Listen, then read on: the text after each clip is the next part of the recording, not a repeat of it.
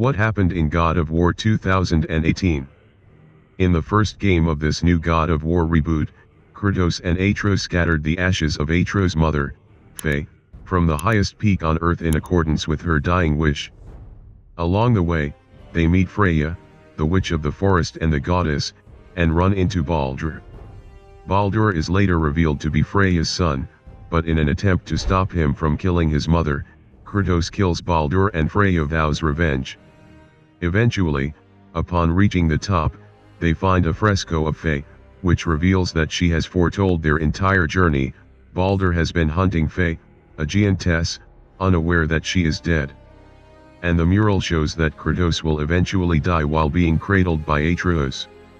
It also turned out that Atreus is half giant, a quarter mortal and a quarter god, and the giants call him Loki. Baldur's death will lead to a 3-year-old Fimbulwinter, which, as predicted, will lead to Ragnarok, the end of days.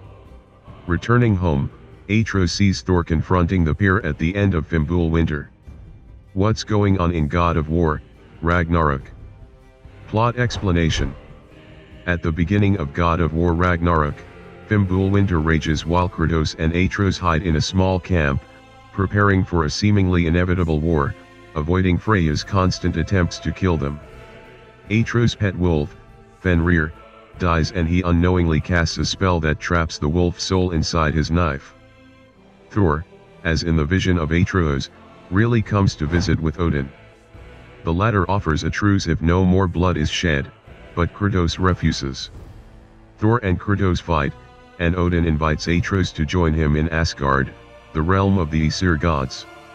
Realizing that their home is no longer safe, Kratos and Atreus move in with Brock and Sindri, the friendly dwarves from the first game.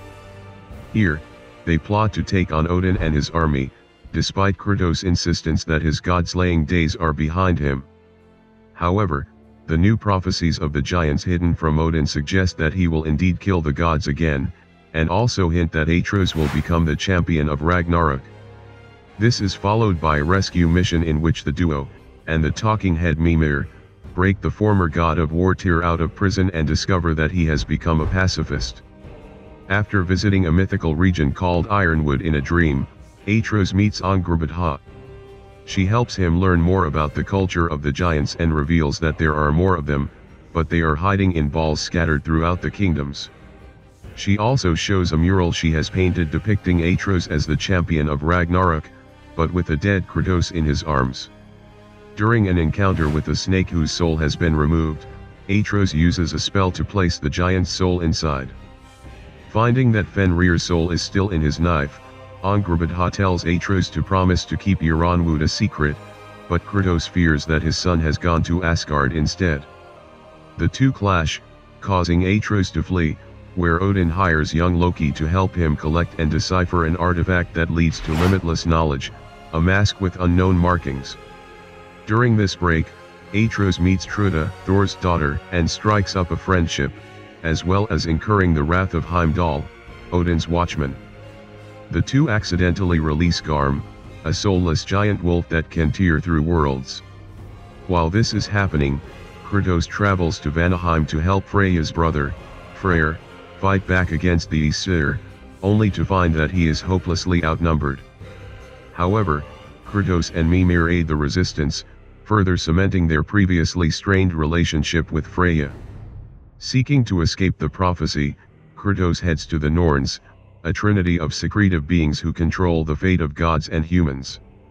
They suggest that the prophecy is based on the predictability of human nature, but add that Heimdall will kill Atreus. Kratos works with Brock to assemble a new weapon capable of fighting Heimdall, Draupnir's spear. During the process, it turns out that Brock had previously died, but Sindri resurrected him for fear of being left alone and that there is still a piece missing in his soul. After upsetting Odin by releasing Garm, Atreus returns home to Kratos and the pair defeat the giant wolf only to return again and again.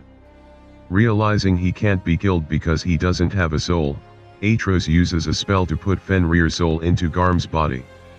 Kratos and Atreus head to Vanaheim, where they try to free Freyr from Asgard's captivity. Here Kratos meets Heimdall and after the battle tries to reason with him. After assuring Kratos that he will try to kill Atreus, Kratos is forced to kill Heimdall and take the Gjallarhorn, an instrument that can be heard throughout the worlds. Atreus convinces his father to let him take the mask from Odin, and Kratos reluctantly agrees. Atreus works alongside Thor to get the last piece of the mask before Thor tries to kill him. Atreus escapes with the mask and the group begins to prepare for their final battle with Odin before it is revealed that Tyr, rescued at the start of the game, was Odin in disguise. He stabs Brock, killing the dwarf, who explains to Sindri that he forgives him for not telling him about the previous resurrection. Kratos and Atreus search for Surtur, the last remaining fire giant who can transform into a huge monster that will summon Ragnarok, destroying Asgard if he combines with the fire of Kratos' blades of chaos. Meanwhile, Kratos' allies seek help from the armies of other worlds. Explanation of the ending of God of War, Ragnarok. All of the above leads to the ultimate assault on Asgard as armies from all realms march across Odin's realm along with the now giant Fenrir, the world serpent and many more. Trad, at first feeling betrayed by Atreus, convinces his mother Sif that Odin is the greater evil. Atreus, Trud, and Kratos battle the forces of Odin, while a distraught Sindri destroys the wall surrounding Asgard. Kratos fights Thor before telling him that the two should be better for the sake of their children. Thor finally realizes that Odin mistreated him in his quest for power and refuses to fight Kratos, prompting Odin to kill Thor and injure Trad.